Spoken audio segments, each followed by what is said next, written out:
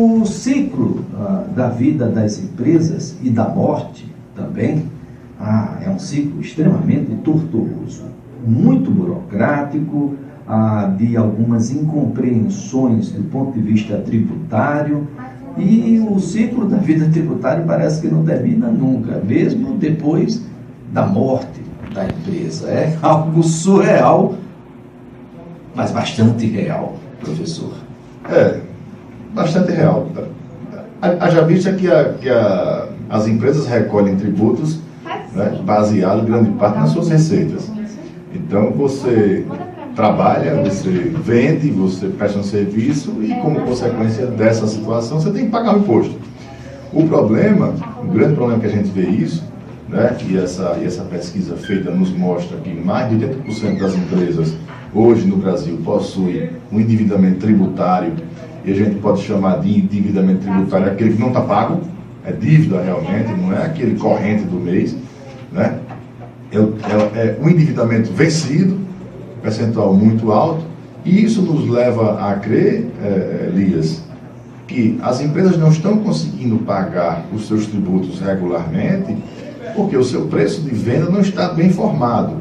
O seu preço de venda não está bem formado porque você não consegue colocar o preço real. Eu não consigo colocar o preço real, porque se eu colocar o preço real, eu não consigo vender. Então a gente hoje está vivendo num momento de caixa. Eu só quero gerar caixa. Então não há uma vontade empresarial em inadimplir. Exatamente. Há uma situação, uma realidade que é adversa a que tudo que está na bandeja possa ser de fato ofertado. Exatamente. Não é um ânimo, né, espontâneo, vamos chamar assim, de não recolher o tributo, na sua maioria dos casos, né? Eu não estou recolhendo o tributo porque eu não quero recolher o tributo. Eu não estou recolhendo porque eu não posso. E aí, em grande parte das situações, os empresários se veem com a faca de um lado e a espada no outro. Ou eu pago folha de pagamento, ou eu pago o imposto. Ou eu pago o fornecedor, infelizmente a gente tem que falar sobre isso, ou eu pago o tributo. E aí você vai para aquele que está mais perto de você. Gente, é uma escolha de Sofia. De Sofia. Alguém vai morrer. Concordo com você. Alguém vai morrer. Esse é um elemento interessante, doutor Marcelo, porque os estados têm uma briga, e inicialmente à primeira vista é muito salutar, sobre aquele que tem o menor tempo para que você abra a sua empresa, o seu negócio. Para a abertura de empresas, há sempre uma discussão e um empenho muito grande, mas parece que ao término dessa vida, não se discute muito ou absolutamente nada. Um dado interessante que a gente precisa pontuar aqui é que Alagoas, o nosso estado de Alagoas, é um dos campeões nacionais em prazo de abertura de empresa. Nós somos aqui pela Junta Comercial, através do portal Facilita, que é um trabalho de longos anos já, que isso vem acontecendo. Nós somos referência nacional, né? Nós aqui, Junta Comercial do Estado de Alagoas, a presidência e toda a sua diretoria e o corpo técnico, né, não são raras as vezes que saímos daqui, né, saímos nós, o Estado, né, que nós saímos daqui para prestar consultoria ou treinamento para outras juntas comerciais e para os municípios também, com a intenção de dar celeridade a esse processo. Realmente é isso. E assim, Elias, ninguém abre uma empresa com o intuito de fechar. Mas, infelizmente, em algumas situações, chega o fato de você vai ter que fechar a sua empresa, né? E aí você se depara com uma série de burocracias, uma série de procedimentos, aliás, apesar do governo federal, né, não é coisa nova, é coisa mais antiga, ter baixado uma série de normas com o intuito de dar celeridade a essa baixa, inclusive, traduzindo, fala assim, que você pode baixar a empresa mesmo que ela tenha débito. Antigamente havia um impedimento muito grande que você não conseguia baixar a sua empresa se ela tivesse R$1 de dívida. Hoje em dia, você baixa a empresa, encerra o CNPJ, encerra a inscrição estadual, o município não está nessa situação ainda, de Maceió, no nosso caso aqui mais perto. Infelizmente, né, porque em determinado momento até se condiciona. Não, primeiro você tem que trazer aqui a baixa estadual e a baixa da Fazenda Pública Federal para só então a gente poder conversar. O município condiciona.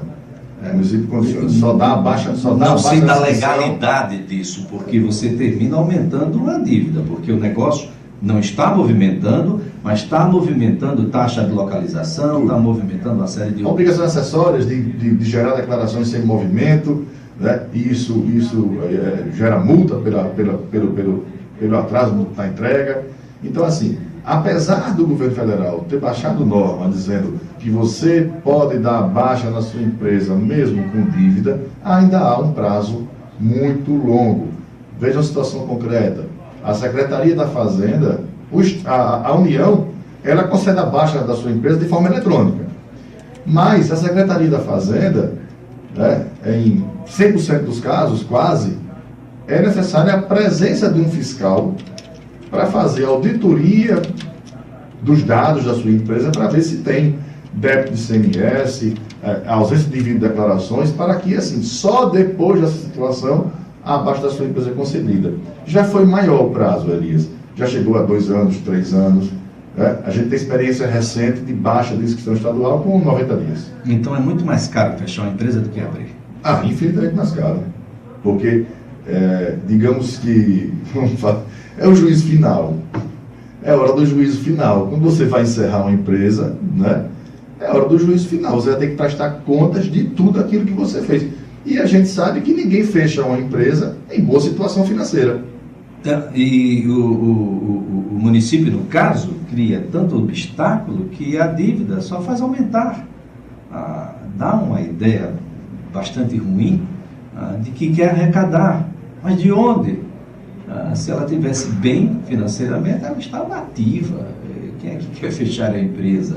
Exato. Essa é uma situação que a gente precisa conversar. Em determinado momento, as dívidas são ativadas e são muito pequenas, menores até do que o que se vai gastar do ponto de vista do custo do próprio processo. Se você, responsável tributário, pessoa jurídica, tendo como base uma pessoa física ou uma outra pessoa jurídica, não tomar a decisão correta para baixar aquela empresa, você, terceiro, que é o sócio, vai ser responsabilizado de forma administrativa. O que acontecia? A despersonalização. A despersonalização da pessoa jurídica. Era aquilo que acontecia só de forma judicial.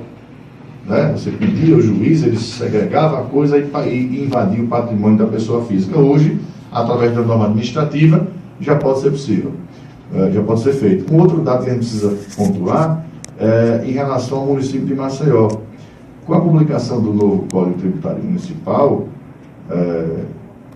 a gente, né, nós, através da Associação Comercial e com a intervenção do vereador Chico Filho, a gente conseguiu uma audiência com o Felipe Mamed, que é o secretário de Finanças, mudou a secretaria, eu não gravei o nome ainda, perdão, para sensibilizá-lo sobre a necessidade de você instituir uma norma nos moldes do DREI, que é o Departamento Nacional de Registro do Comércio Antigo, né? Hoje é registro, não gravei o nome também ainda, os caras mudam as siglas as siglas o tempo todo. E o HD está quase cheio. E aí, e no próprio governo federal existe já o Instituto da Paralisação Temporária de Atividades. Que é aquela empresa, Elias, que eu encerrei a atividade, mas não posso baixá-la. Então, como forma de prestar contas ao governo e não ficar inadimplente total de informações acessórias, obrigações acessórias, eu consigo paralisar a empresa por vários motivos. Eu vou morar fora, no exterior, vou fazer um curso, sei lá, alguma coisa que você queira fazer, eu não quero baixar a empresa, eu vou lá, paraliso a empresa e quando eu vi que é conveniente, eu reativo a sociedade ou a minha empresa. E a Prefeitura de Maceió não tinha esse instituto. E aí a gente conseguiu sensibilizar o secretário de Finanças, que logo levou o prefeito e levou a Câmara a mensagem e foi aprovada esse instituto no novo Código Tributário Municipal de Maceió. E aí, senhor Elias, qual é a consequência principal? É você fechar uma empresa, ou paralisar a empresa, aliás, né, e não ficar gerando taxa de localização. Porque eu estou parado na Junta, estou parado na Receita, estou parado na Secretaria da Fazenda, mas o município não tinha esse instituto. E eu ficava gerando obrigação acessória de enviar a GIS Online, que é a informação eletrônica, né, a parte mais técnica, sem movimento, do nada, nada para nada, inchando o banco de dados da Secretaria, deixando o contribuinte que não tem mais uma atividade passível, né, de sofrer uma autuação porque não enviou a declaração, e com a obrigação acessória, que taxa a obrigação acessória, na principal, de recolher taxa de localização a cada 6 meses por ano. As próprias varas da justiça voltadas à fazenda deveriam se interessar um pouco mais pelo tema, porque isso conta lá nos dados do CNJ um pouco mais adiante.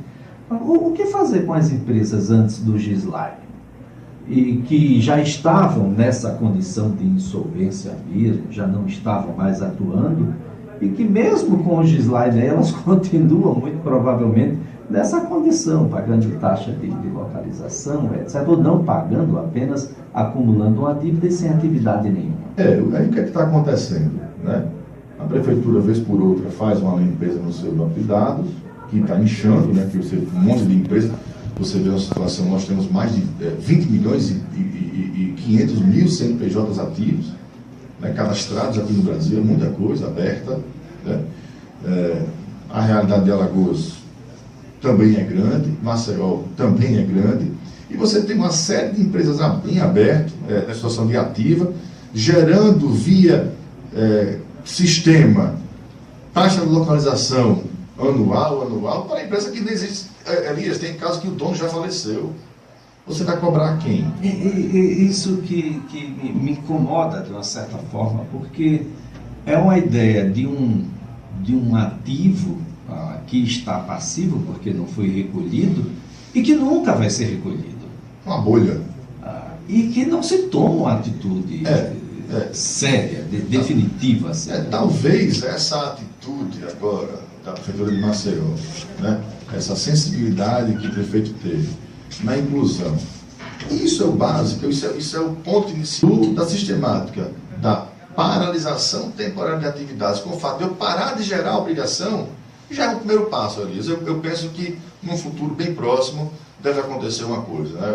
Algum outro movimento, porque você tem um ativo, como você falou, que é um passivo porque não foi recolhido, mas é um ativo incobrável. Está só inchando os números do município e por aí todos os outros órgãos também, né? E você retoma naquela velha situação. Eu quero fechar uma empresa, casos de pai falecido, a mãe falecida, os sócios falecidos, e os herdeiros precisam encerrar aquela empresa que está há 10 anos sem atividade, e não conseguem, porque não há como. Porque eu me deparo às vezes com situações, né, cuja dívida no município de Maceió, especificamente, desculpa voltar nesse assunto, é muito maior do que todo o patrimônio da empresa. E pessoal. E pessoal, com certeza, e pessoal. Há de haver uma solução para isso. E gerado a posteriori às atividades. Sim. Gerado a posteriori. Muitas vezes a empresa sequer possui dívidas quanto aos impostos propriamente dito. ISS, por exemplo. Sim. Apenas as taxas de localização e as multas relacionadas à não prestação das informações é que compõem o grosso dessa dívida. Com certeza. Junto aos juros e etc. Isso tudo fica muito claro. O Estado também não tem atuado de uma forma mais veemente nessa situação. Nós ainda temos o ajuizamento de ações, o ativar de algumas dívidas que, sinceramente, não paga 5% do custo do processo como um todo. Isso precisa ter um teto. A União estabeleceu o teto e deu aí a possibilidade que os estados possam segui-la. Exato. Não tenho conhecimento, como de fato não tenho, se existe esse limite no estado de Alagoas. Na última conversa que tivemos aqui com a Fazenda Estadual, não. Eu acho que não.